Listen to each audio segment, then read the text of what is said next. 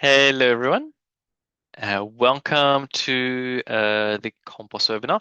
This is technically the second webinar, but unfortunately the first one got cancelled. So it is the first, but I just call it the second, just for convenience, because that's the way I numbered them initially. Today we're going to do inverse and partial derivatives. That's assignment 1. And yeah, so let's get to it. If you have questions, you can type your questions in the Q&A section. So on the bottom, you can see the More button, and if you click the More button, you can click Q&A. So if you have any burning questions, do ask. And yeah, let's get going. I assume you're all done the Year 12 program, or at least you've done the follow along program. And so you know how COMPOS works. So you need to complete assignment 1 in order to be accepted on the course. So if you've completed the follow along, then yes. If you completed the main course, also you are welcome to join. But yes, you do need to submit the first assignment, of course, and do it in a timely manner, of course. Cool. So inverse and partial derivatives. I have done this webinar several times before. So if you're wondering how to find those webinars, you can go to our website, and in the I'm not sharing yet. Okay. I need to share my screen. All right, if you go onto the COMPOS website, you press About COMPOS Webinars, and you can click Year 13 Webinars. This is the webinar timetable, and then the playlists. You probably want to click all Year 13 webinars, or all COMPOS webinars. Let's click all Year 13 webinars, and you can see differentiation 2. That is the topic. And that is me with a beard. Okay, so then we have the whiteboard. The whiteboard I will be using today. The link is here on our website. So you can click on that, and that's where we are now. Okay, so inverse and partial derivatives. Let's get going. We'll probably take slightly less than an hour and a half, maybe an hour 15 today, but let's see how it goes. So implicit differentiation. Implicit differentiation, when you have an implicit function, that a function that you can't differentiate directly. So for example, y equals 3x squared plus 7x cubed. That's explicit differentiation. So you just differentiate the right-hand side. So the derivative dx equals 6x plus 21x squared. This is explicit differentiation, or just normal differentiation.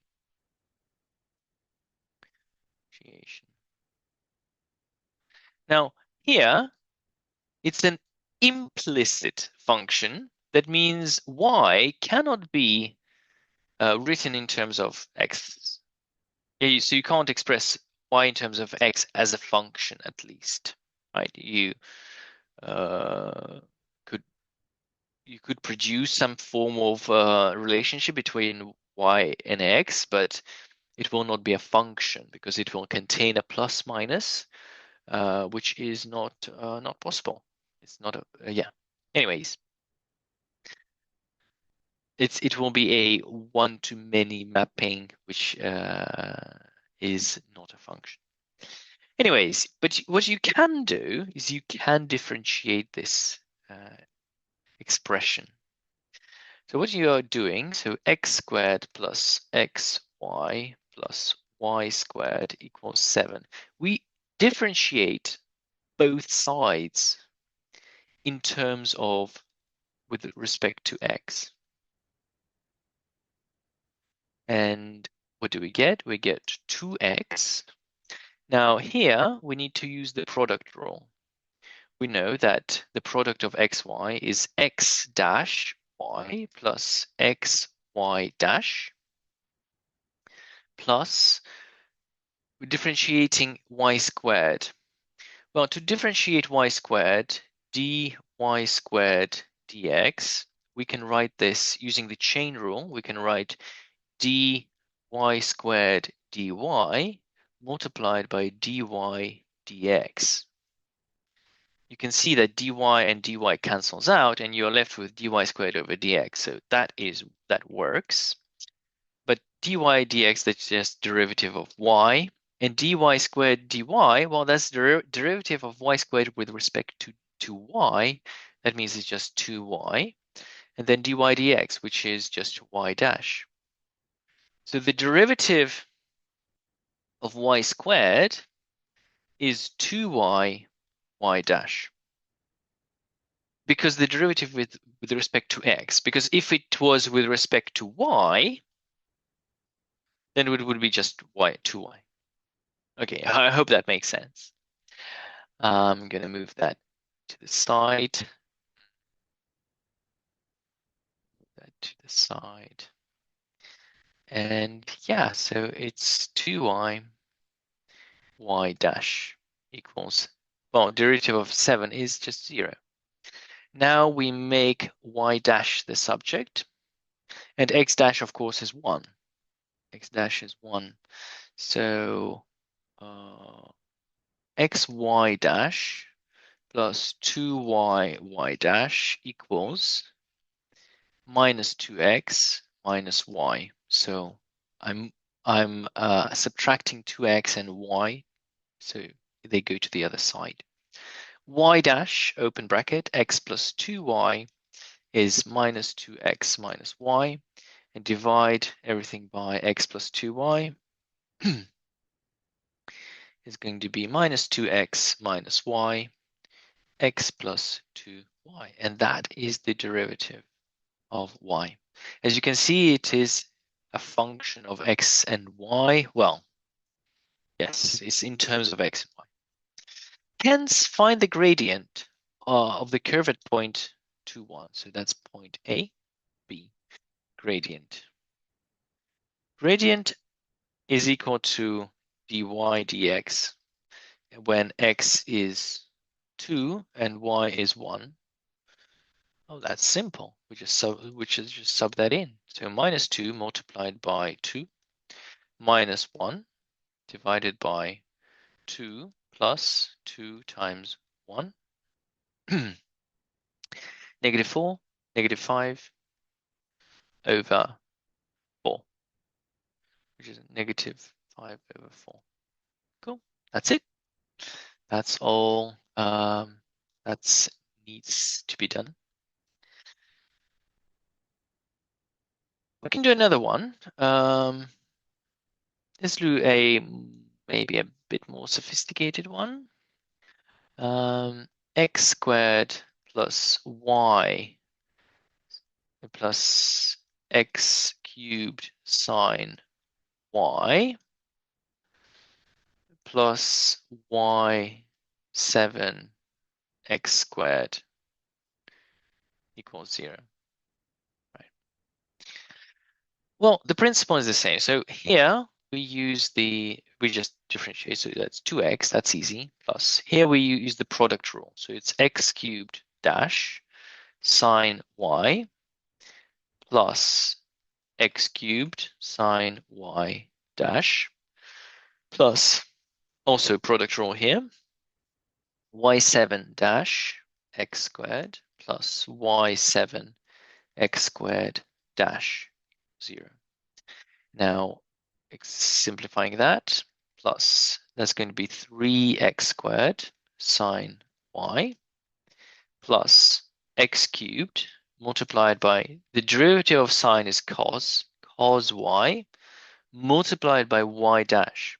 Yeah, you're using the chain rule here, plus 7y to the power 6 multiplied by y dash multiplied by x squared plus y to the power 7 multiplied by 2x. 2x, that's it, equals 0. So you might, and then we just, okay, let's finish this off. X cubed cos y plus 7y6 x squared y dash is equal to minus 2x minus 3x squared sine y and minus 2x y to the 7. So y dash is equal to this thing.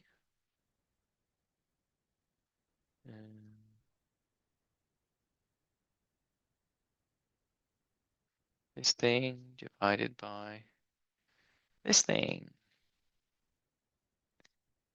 Okay. Boom. And as you can see, that it is in terms of x and y. Right. Now, you might be asking, why do we, when we differentiate y cubed, we write 3y squared y dash? Why do we not do the same with x? Well, you know what? We kind of do. Look, x cubed dash is 3x squared x dash. But x dash is 1, so it's just 3x squared. The y squared is not 1, because y squared is the derivative of y, but the derivative of x is 1. So that's why. But you, by all means, you can always argue that sine theta dash is cos theta times theta dash. That's the chain rule. That's what we've been doing for quite a long time. Yeah, so that's nice. All right, problem 2, connected rates of change. Okay, so let's have a look. Water is poured into a conical tank at a constant rate. All right, so we have a conical tank of water, assuming it's upside down. The water is being poured in, and dV dt. Why is it dV dt? Because it's the change of volume divided by change in time. It's the rate of change of volume is equal to 100 centimeters cubed per second. So that's the water in. Water in. The tank has a height of 60 centimeters and a base radius of 30 centimeters. Show that when the depth of water is h, the radius of the water surface is h over 2. Okay.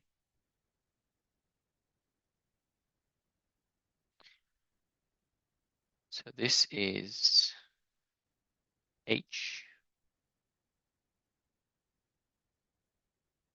the radius of the water surface. So imagine it's half, well, not half full, but it's h full. And so this is filled up to this level. So the volume of the water. Well, we can take this triangle, for example, like this triangle and this triangle. And let this be R.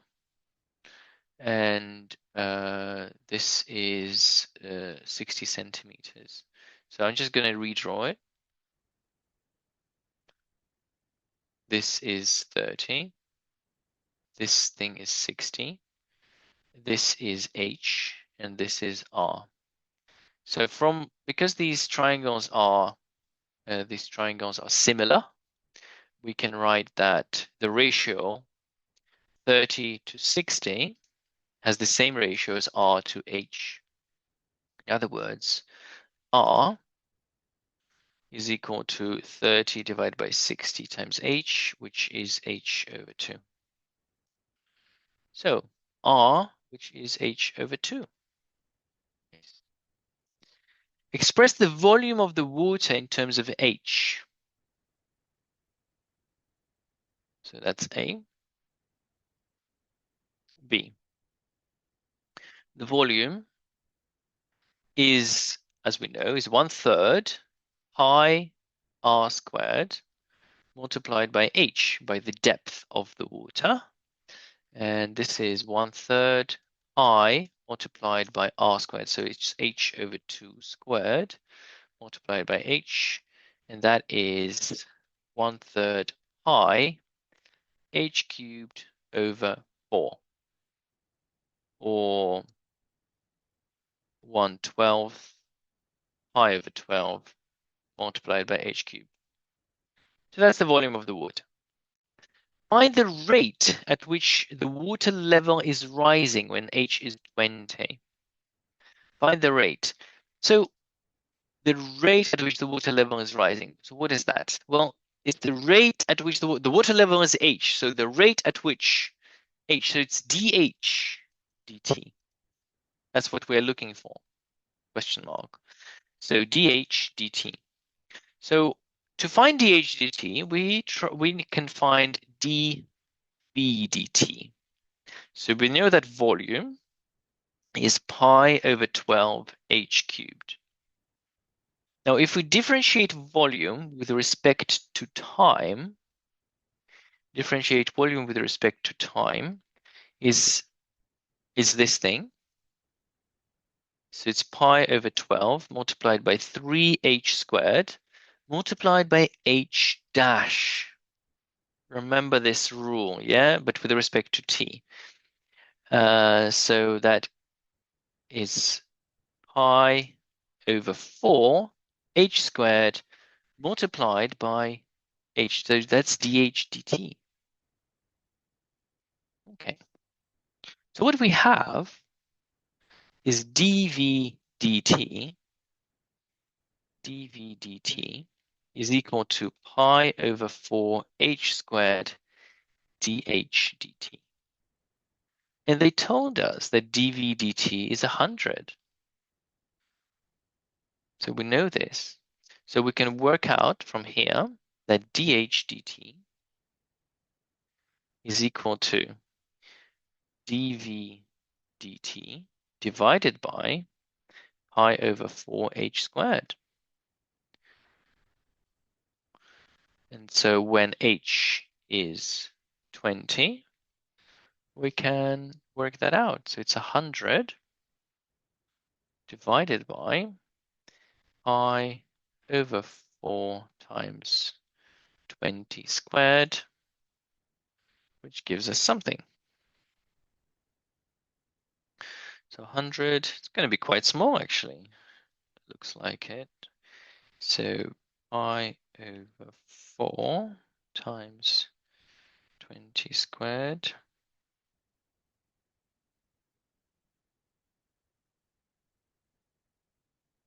Zero point 0.318 centimeters per second. That's how fast the water level rises. Okay, so if you were to place a rubber duck onto the surface of the water, the vertical speed, the vertical velocity of that rubber duck would be 0.3 centimeters per second. I don't know why I thought about a rubber duck, but why not? Okay, problem 3. The derivative of the inverse function. Well, let's just recall what we know about inverse functions. So if f of x is a function, f minus 1 of x is the inverse function. And if you draw a graph, and let's say the function looks like this, I don't know what kind of function is it, but it's not important. If you draw the line, so if this is f of x, y equals f of x, then the inverse function looks like something like this. Y equals f minus 1 over x. They're symmetrical. So the graphs are symmetrical in the line y equals x. So hopefully you know this already. And if you recall that we have different types of functions. We have one-to-one functions and we have many-to-one functions. What we don't have is one-to-many functions, one-to-many mappings. So if you look at the graph, this is a function.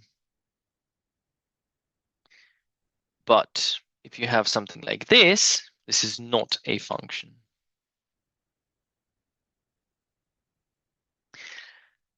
And what that means is if you have a many-to-one function, the inverse does not exist. So only one-to-one functions have inverses.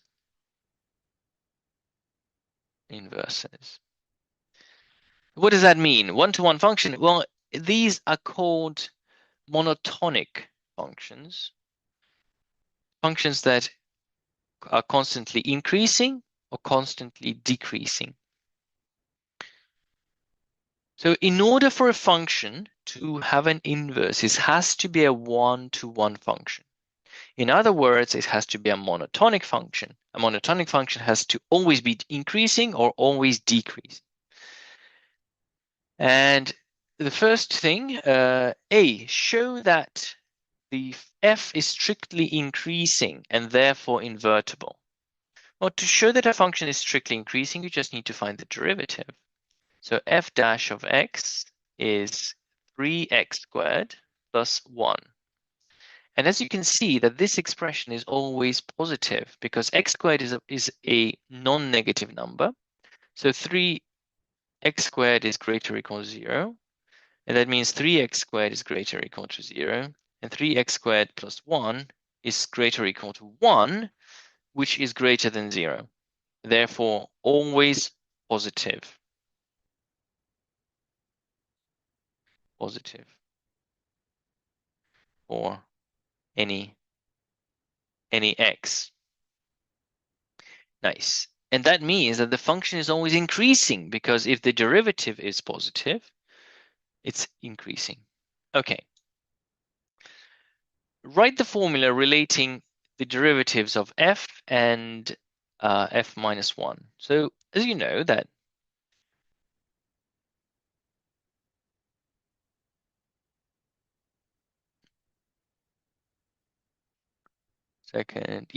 So if the derivative of f is dy dx, then derivative of f minus 1 is dx dy. Or in other words, the derivative of f is equal to 1 over the derivative of f minus 1. Okay.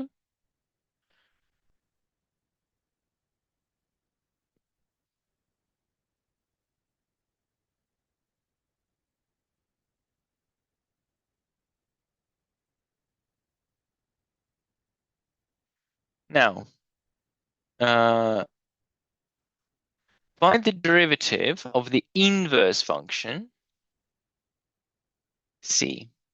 Find the derivative of the inverse function at x equals 10. Well, it's very simple, actually. The derivative of f minus 1 is 1 divided by the derivative of f. Yeah. And at x equals 10. So it's going to be 1 divided by derivative of f. F is 3x squared plus 1. We substitute x equals 10. That's equal to 1 divided by 301. Ooh.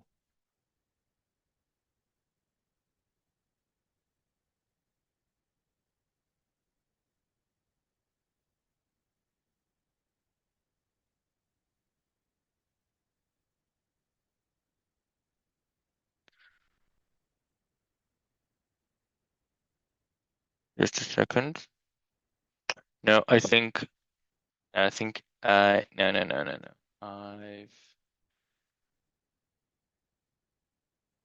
Right.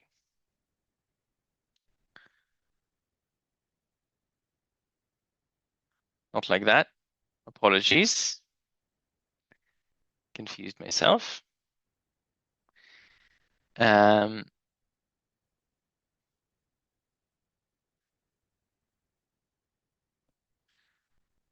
Look, if you take a function and its inverse, so let's take any function like for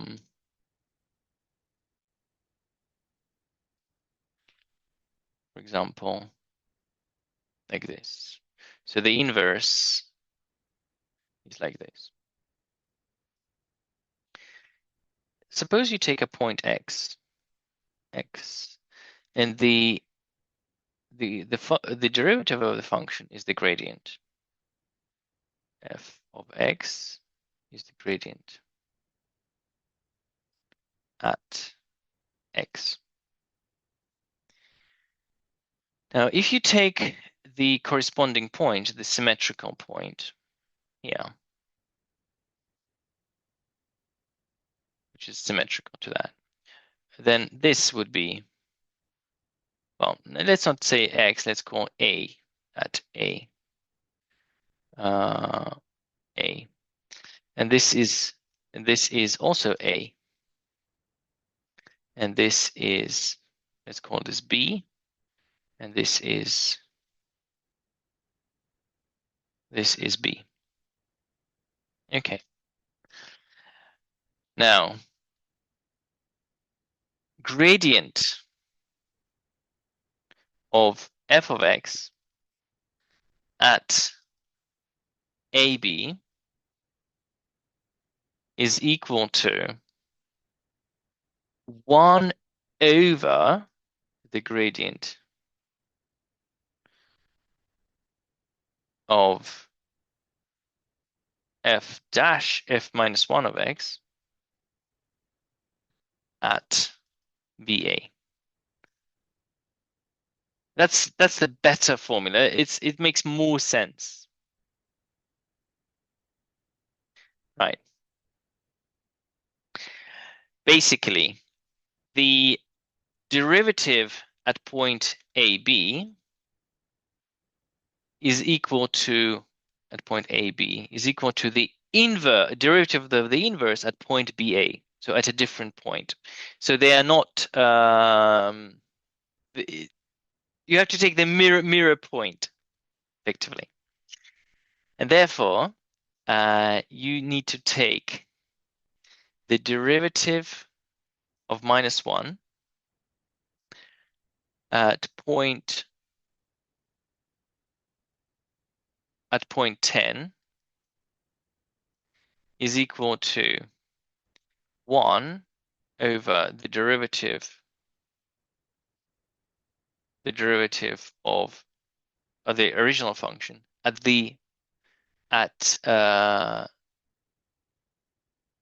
f minus 1 of 10. F minus 1 of 10. Or effectively of y. So if x is 10,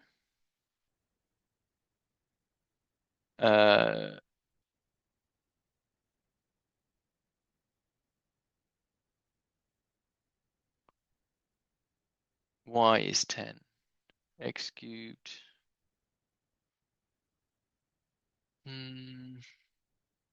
We need to find f minus 1 of 10 first.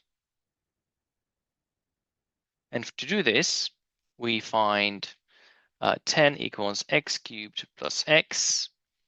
And, well, you can solve this equation, and you see that x is 2. So it's 1 over... so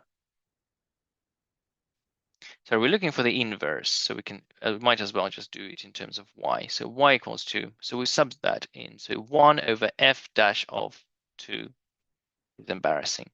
And then 1 divided by the derivative of x at point 2. We substitute that in, the derivative of f at point 2 is 2 cubed plus 2 equals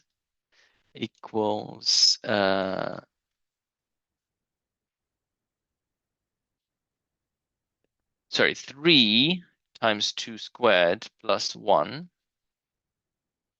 So 3 times 4, so 12 plus 1, 13. 13, 1 over 13. Whew. I apologize. Getting, I always get this, I always confuse that because it's a little bit non-intuitive because I'm trying to use the formula rather than my own intuition, and it just breaks down. Let me just explain a little bit better what I've done here. We need to find the derivative of the inverse. We need to find the derivative of the inverse dx of f minus 1 of x, right? At a point where x equals 10.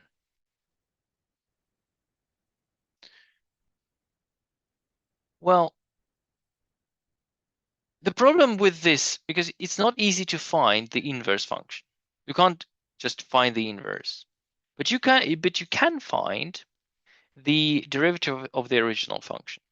So let's say that this is the original function, and then x is 10. No, x is not 10, x is 2. Why 2? Because this must be 10, and this is the original function. And then we do the inverse function.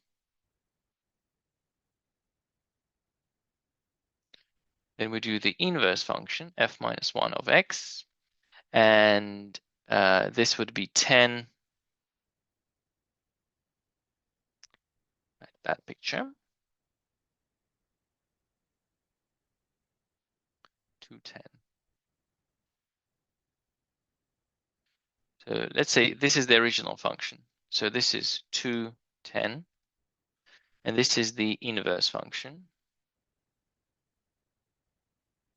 And this is 10, 2. So this is 10, 2, and this is 210. This is the original function, f of x, and this is the inverse function, minus 1 of x. Right, and then we have, they're symmetrical, and then we can say, okay, the derivative of f dash is this gradient. That we're looking for this gradient. So we're looking for the derivative of the inverse function at point 10. So the derivative of the inverse function at point 10 is equal to 1 over this derivative, so this gradient, 1 over the derivative of the original function at point 2. That's what we are doing. I hope that explains things better. So the derivative of the inverse function at point 10 is equal to 1 over df dx at point 2, which is 1 over 13. Okay, moving on. Derivatives of a parametric function.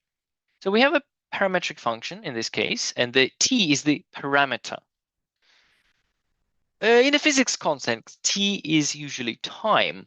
Therefore, if we want to find dy dx, we can write it as dy dt multiplied by dt dx, or dy dt dx dt, or, and then I prefer this notation, y dash t divided by x dash t. All right, so derivative of y with respect to x is the derivative of y, which is 3t squared over x dash t, so which is 4t, 4t. We can simplify that. It's going to be 3/4 of t. That's it. Find the tangent line at t equals 2. So this is some sort of some curve. We don't really know what that curve is. Starts with 0, y starts with 1. Well, it's some kind of curve. It's not important. And we need to know the tangent line at t equals 2. So at t equals 2, the tangent line. Well, to find the tangent line, we need the coordinates of the point. So that's x and y. So x of 2 is 8. Y of 2 is 8 plus 1, 9. So the point is 8, 9. And now the tangent line. We need the gradient is equal to dy dx at t equals 2, which is 3/2. And then we can use the slope-intercept formula. So y minus y0 equals mx minus x0. Y minus 9 equals 3/2x minus 8. So y equals 3/2x minus 12 plus 9. Y equals 3/2x minus 3. This is the equation of the tangent line. And find the second derivative in terms of t.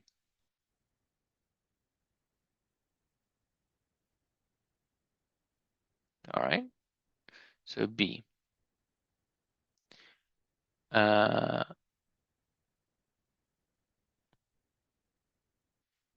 Dy dx is 3/4 of t. And we need to find,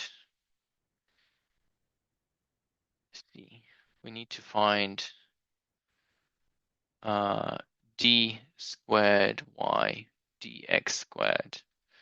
So we need to differentiate that with respect to x.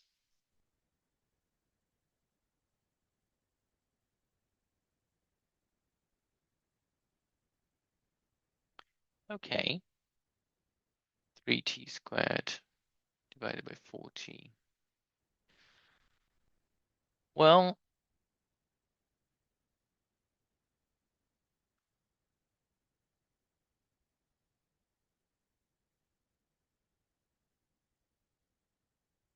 we can rewrite it as d dx of dy dx. And here we can say this is d dx dt multiplied by dy dx dt.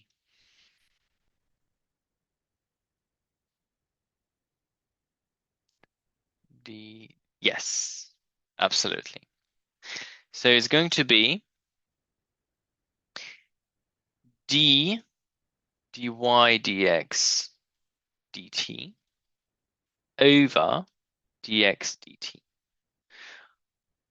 So we have the derivative of dy dx with respect to t divided by the derivative of x with respect to t. X with respect to t. All right, so and then the derivative of that's 3/4 t with respect to t divided by x, and x is 2t squared.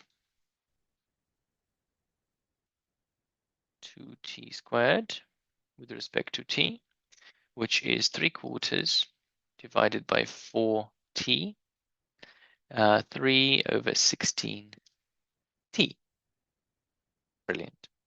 So that's the second derivative. Problem 5. First order partial derivatives. So we're coming into the world of partial derivatives, which is a very exciting world. Physics, a lot of the physics that you'll do at university is based on partial derivatives. So things like the wave equation. Then we have Schrodinger's equation, all sorts of things. Right, so let's look at this. F of xy. We need to find the partial derivative of f with respect to x. What does that mean? Well, that means that we treat all other variables as constant. So when finding df dx, we assume y is constant, and we just find the derivative with respect to x. Well, that's y is a constant, so that t comes out, multiplied by 2x, right? Plus, now y is constant, so it's y squared multiplied by 3, because the derivative of 3x is just 3. Therefore, that's 2xy plus 3y squared. Easy. Now B, find df dy, and that means x is constant. Assume that x is constant, so that means you do x squared multiplied by 1 plus 3x multiplied by 2y. So x squared plus 6xy. Evaluate both at 1, 2. C. So df dx at 1, 2 is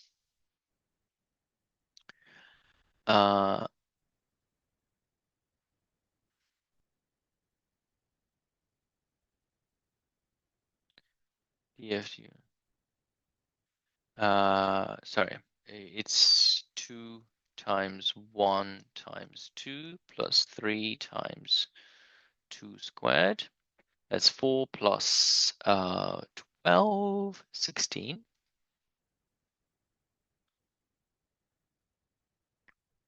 df dx 1, 2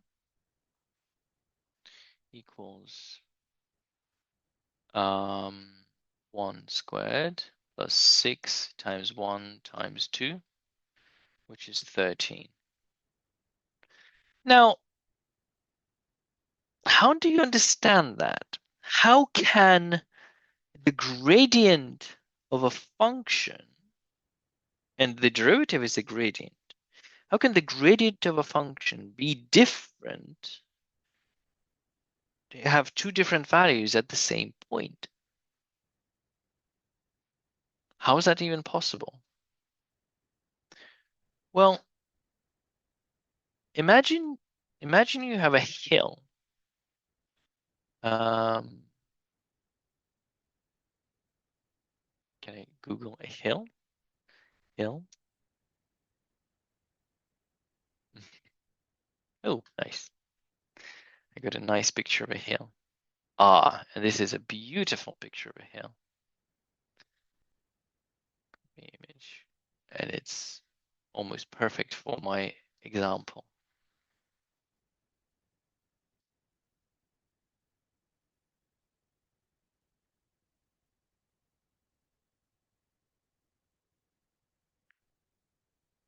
Right.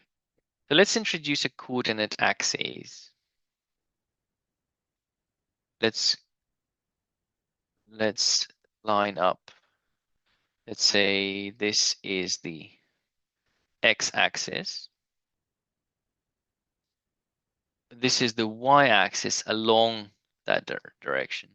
And vertically upwards is the z-axis. So if you're willing, those people are walking along the y-axis. And x-axis is the way, well, to the left, y is into the page, and z is vertically up. Vertically up. X is the x is well, left, and y is into page. I hope that makes sense. Now, if you go in that direction, if you're walking in that direction, so the steepness of the hill for you is dy df d d dy df dy. So the slope of the hill is df dy. And as you can see, the people are not really walking uphill. They're walking up a very slight hill. But if they were walking in that direction, in the x direction, the steepness is df dx. So that's how, even though they're standing at the same point on a plane, in two different directions, the steepness is different, because one way the steepness is small, but going left, the steepness is quite large. Does that make sense? I get some feedback. Maybe there's not many of you. So I should just okay. I'll switch on the chat. How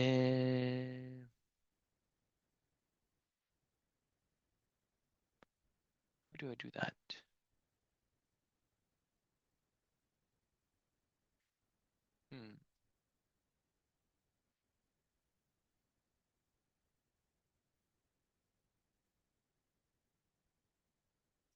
Sorry, I can't see where the button is for the chat.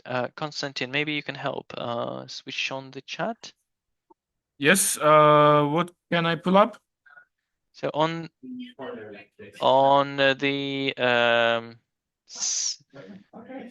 on the host settings, there Yep. should be a button called chat. Right. Which button? Chat. So switch on the chat, please. Okay, let me find it. Right. Okay. Yes, chat is on now. Okay. Yes, perfect. All right. Does that make sense, everyone? Do you understand how the gradient can be different at two different points? Different at the same point, depending on which direction you're moving. Yes, thank you.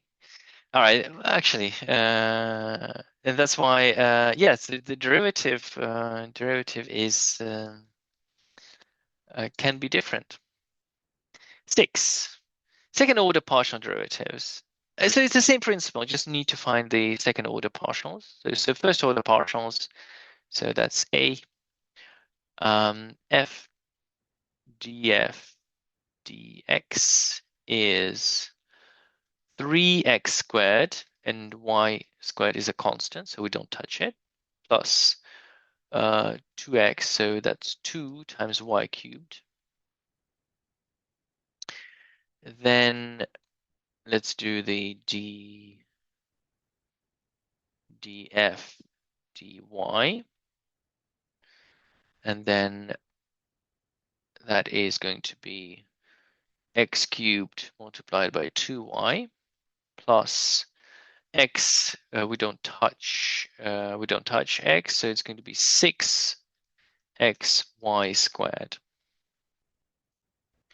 Now that's the first order partials. So then b, the second order. We find so we differentiate dx, the first with respect to x. df dx.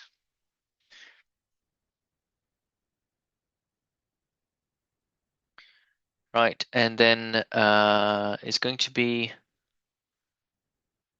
so we differentiate this again with respect to x, and that's just going to be 6x y squared plus 0, because this is a constant now.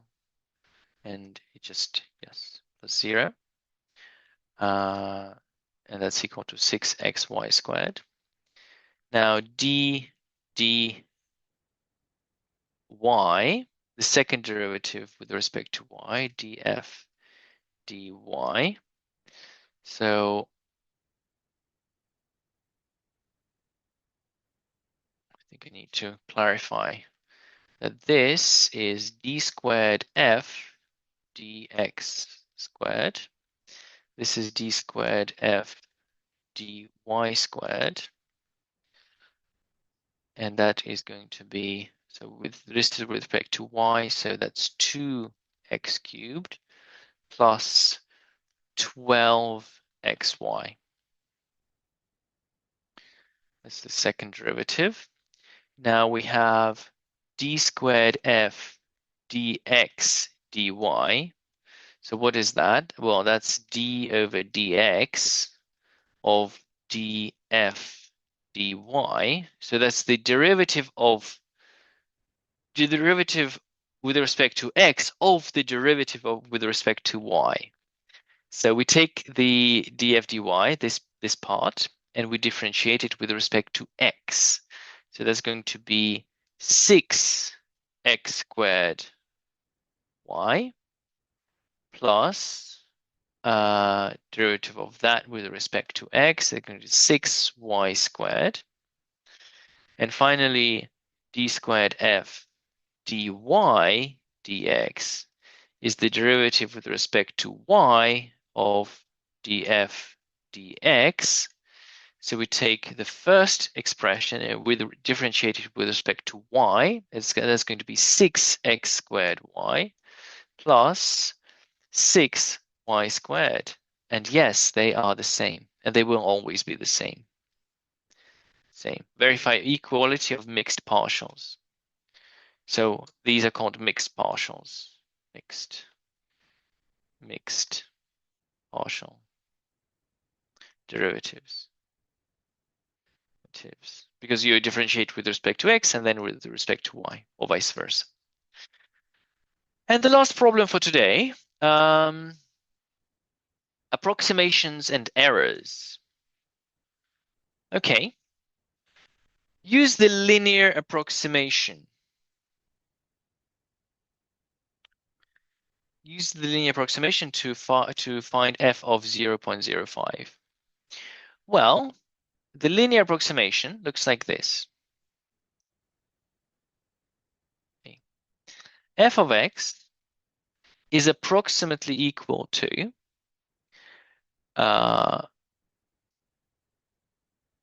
at 0, so at x equals 0.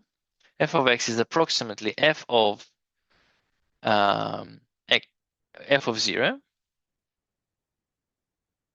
plus the derivative of f at 0 times x. Why is that? Like, why does that even work? Well, we know that the derivative of f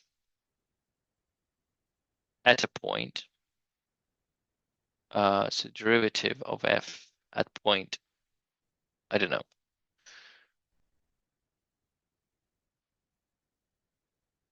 x0,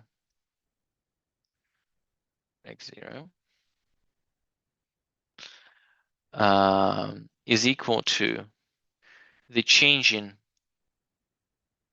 y divided by change in x. Right? So let's see. So change in y. So let's say this is x0 plus delta x. And this is f.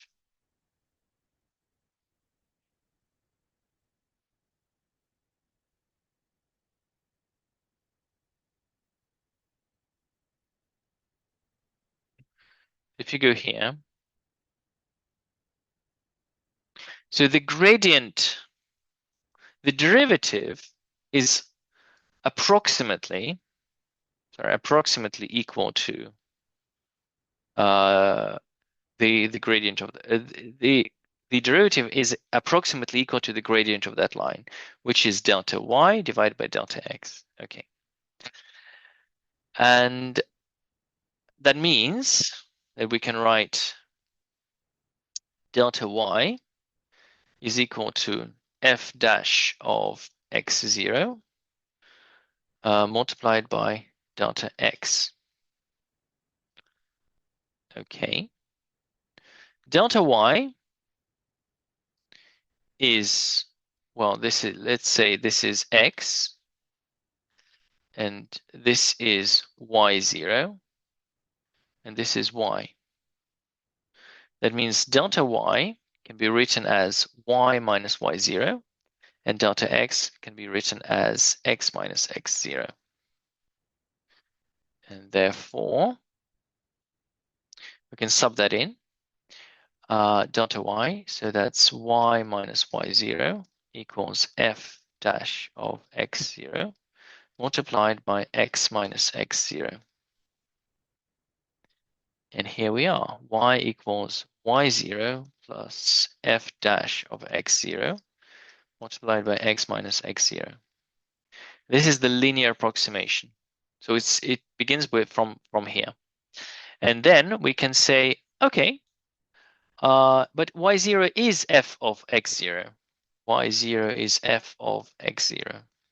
Therefore, y approximately equals f of x0 plus f dash of x0 multiplied by x minus x0. And because in our case, x0 equals 0, so y equals f of 0 plus f dash of 0 multiplied by x, because x minus 0 is 0. Okay. At x0 equals 0, yes, this is true. And we want to find f of 0.05, which is approximately f of 0, which is square root of 1 plus f dash. So f dash of x, that is 1/2 multiplied by 1 plus x to the power minus 1/2. So that's 1/2 multiplied by 1 plus 0, 1, multiplied by 0.05. So f of 0.05 is approximately 1 plus 0.025, which is 1.025.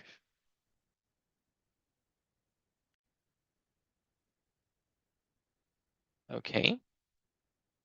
And now compute the absolute and percentage error. Well, the absolute error, so actual value. So what we're trying to do, we're finding the 0.05 is square root of 1.05, which is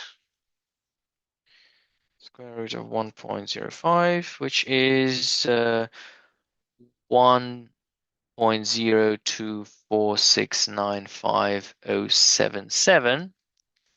So the absolute error is the difference, is the actual value minus the the approximate minus the actual value, minus 1.05, 1.025. which is 0.003049. And the percentage error is the absolute error, 0.00349, divided by the actual value, 1.0246950077, which is divided by 1.0246950077 times 100, 0.0298%. Okay, so approximately 0.03%. Okay, so that's B. And C, find the maximum possible error for delta x less than or equal 0.05. Okay.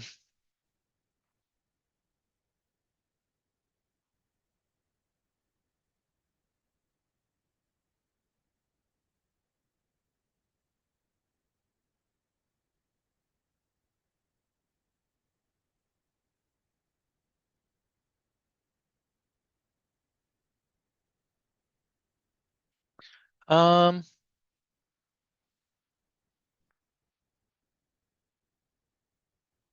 sorry, I don't think I fully understand this this method. Okay, I'll stop here. Let's not worry about it. We don't have this in our assignment. Okay, well, if you have any, why does that work? Which part, Amo? Which bit are you asking about? The linear approximation. Oh, equality of mixed partials.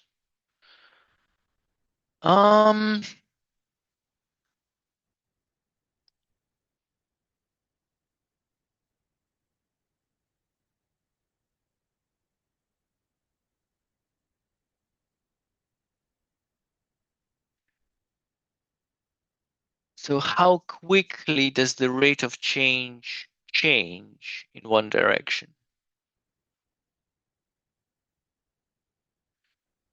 Well, I mean, you can argue quite easily from here. It's like because this notation, this Newtonian notation works.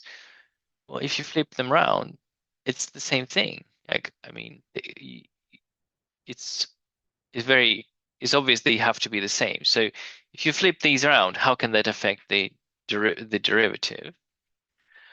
In this scenario,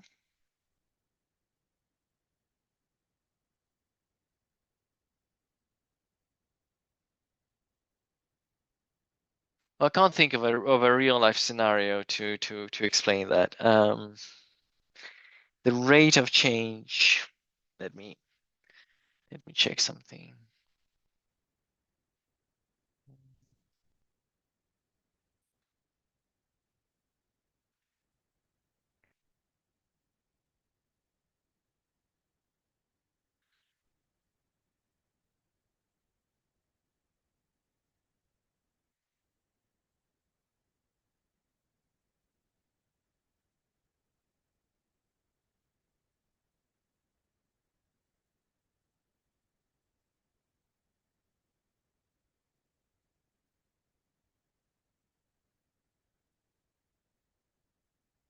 Well, there's something called Clairaut's theorem, or Young's theorem, so we can look into that.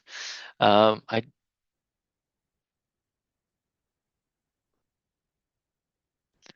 Yeah, I don't remember how to prove it, but yeah, you can look into it. Clairaut's theorem. You can look it up.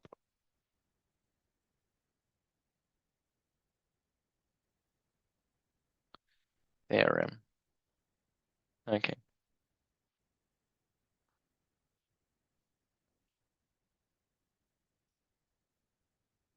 Oh yeah, operators that are permutable, or the just the same. Okay.